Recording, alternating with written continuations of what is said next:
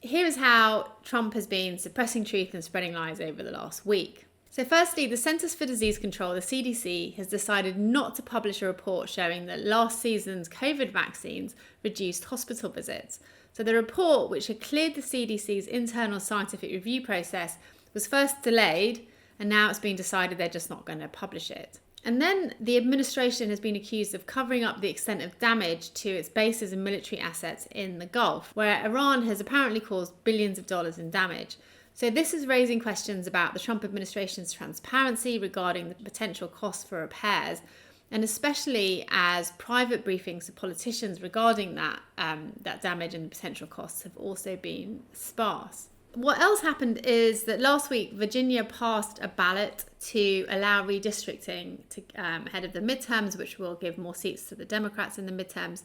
Trump was furious, and he basically continued to promote false claims that the Virginia ballot was fraudulent.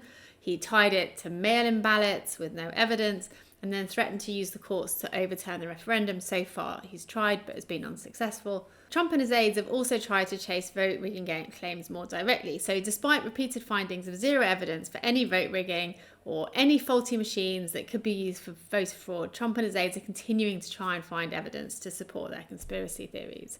And then, in a really kind of bizarre moment, RFK Jr., the health secretary, decided to defend Donald Trump's wrong percentage calculations on prescription drug discounts. So Trump has claimed that he has secured discounts of anywhere between 400, 1,000, 1,500% on prescription drugs. Now, a price discount cannot be more than 100%, which reduces the price to zero. So a 50% discount reduces it by half, 100% reduces it to zero. You cannot have more than 100% discount. They then doubled down on it the next day with both RFK and Trump saying that it's just a different way of calculating percentages. It's not a different way of calculating percentages, it's a wrong way of calculating percentages. And it's just another way, perhaps minor, but it matters. It's another way of just direct misinformation and claims that black is white. And finally, in a rather sinister move, the US government released a State Department memo in a case challenging an immigration policy. And really what they're trying to do is they're trying to target the visas of non-citizen researchers, advocates, fact checkers, and anyone working in kind of trust and safety, and trying to basically prioritize them for deportation.